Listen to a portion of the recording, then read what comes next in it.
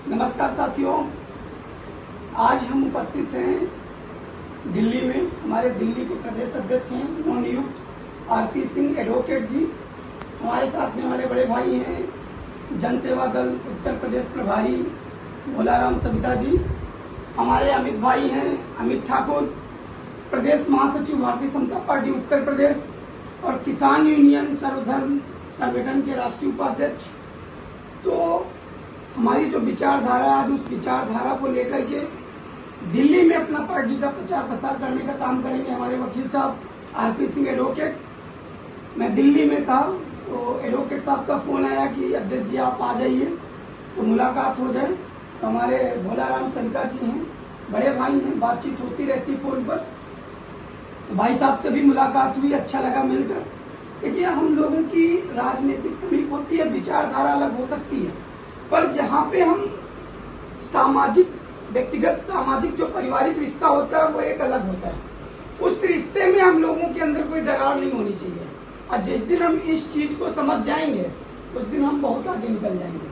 क्योंकि लोगों के अंदर जो आज की वो मानसिकता है कि लोग एक दूसरे की टांग खिंचाई करते हैं। हम किसी मार्केट में जाते हैं तो वहाँ पे एक ही चीज की कई सारी दुकानें होती हैं, पर ऐसा नहीं होता है कि वहाँ पर कस्टमर जाते नहीं हैं। तो हम किसी भी चीज को करते हैं तो मुझे ये सोच के करना चाहिए कि हम सभी भाई हैं। व्यक्तिगत सम्मान सारे भाइयों को एक जगह संभव नहीं है, पर हमारा झंडा और हमारी टोपी तो बदल सकती है, मगर ये दिल और विचार नहीं बदलने चाहिए। राजनीतिक विचारधारा बदल सकती है। तो इन्हीं सारी चीजों को समझते हुए आप सभी लोग काम करें। और मैं तो छोटा हूँ, हमें आप सभी का सहयोग भी चाहिए और आप सभी के सहयोग से दिल्ली में भी पार्टी का अच्छा नेतृत्व करेंगे हमारे वकील साहब। और पूर्ण रूप से मैं आश्वासन देता हूं वकील साहब आपको कि निश्चित रूप से भारतीय जनता पार्टी की जिम्मेदारी आपको मैंने दी है, इसको बाखूबी निभाने का काम करेंगे आप शासनिक प्रशासनिक जनाधार के साथ किसी भी मुद्दे पे। वैसे तो आप कलम के सिपाही हैं जी। कलम की ताकत का अंदाजा आपको है कि 2 पन्ने की 2 पेज का और एक 5 रुपए की कलम से आप इतिहास लिख सकते। इतिहास लिखने में आपको कोई समझाने की जरूरत नहीं है। फिर भी राजनीतिक अधिकार, सामंजस्य, सदाचार, परोपकार, मैं यही आपसे कहूंगा कि इन सारी चीजों को ध्यान में रखते हुए पार्टी का आप विस्तार करिए, अच्छे से आप नेतृत्व करिए। बहुत सारी शुभकामनाएं आपको भारतीय जनता पार्टी की तरफ से। और उत्तर प्रदेश, राजस्थान, हरियाणा, एमपी, मध्य प्रदेश, महाराष्ट्र, इस सभी राज्यों में हमारी पार्टी का विस्तार हो रहा है। आने वाले समय में भारतीय जनता पार्टी का जो मुद्दा है वो सिर्फ एक ही है, जातिवाद, जाति तोड़ो समाज जोड़ो। क्योंकि आज भी जिस चीज में हम पीछे हैं कि लोग आए और मेरे ऊपर शासन किया, मुझे यूज किया, हम उनको जिताते रहे, हम उनको बनाते रहे, पर हमें बनाने का नंबर कभी नहीं आया। तो मुझे लगता है कि हमें भी सारे लोगों का सपोर्ट होना चाहिए। तो हम तो सभी का सपोर्ट करते हैं। तो जब मुझे सभी लोगों का सपोर्ट मिलेगा तभी हम राजा बन सकते हैं। पर आज लोकतंत्र है तो लोकतंत्र का जो राजा होता है वो सेवक होता है। और पहले भी सेवक राजा ही सेवक होता था। वहां पे भी एक मंत्रियों की मंत्रिमंडल बैठता था, जो निर्णय लेते थे राजा उसी चीज पे निर्णय लेता था। तो आज भी जब तक मेरे मंत्रिमंडल में हर समाज के लोग हमारा सहयोग नहीं करेंगे तो मुझे लगता है मुझे किसी भी प्रकार की सत्ता भागीदारी हासिल नहीं हो सकती।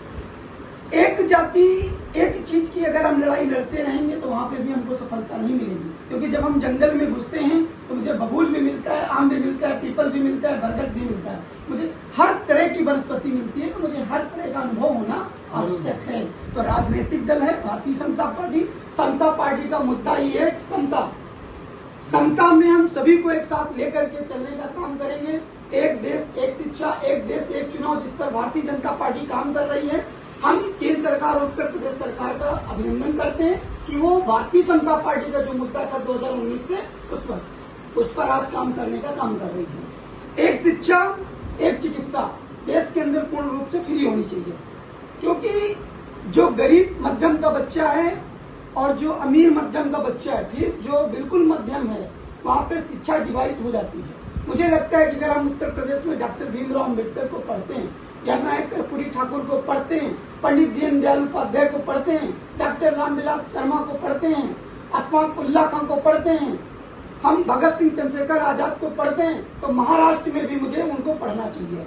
एमपी में भी उनको मुझे पढ़ना चाहिए। हाँ, क्षेत्रीय भाषा का अंतर हो सकता है कि यूपी में हम हिंदी में पढ़ते हैं, महाराष्ट्र में मराठी में पढ़ते हैं, पंजाब में पंजाबी में पढ़े, गुजरात में गुजराती में पढ़े, ये तो अंतर हो सकता है। पर जब सब्जेक्ट एक होगा, और वकील साहब आपने तो आईएएस की तैयारी की है, आपने देखा होगा आईएएस पीसीएस का जो सब्जेक्ट आता है वो हिंदी और इंग्लिश में ही आता है, वहाँ पे किसी भाषा का चयन नहीं होता, ना ही वहाँ पे, और जो पेपर होता है वो पूरे इंडिया में एक ही पेपर होता है।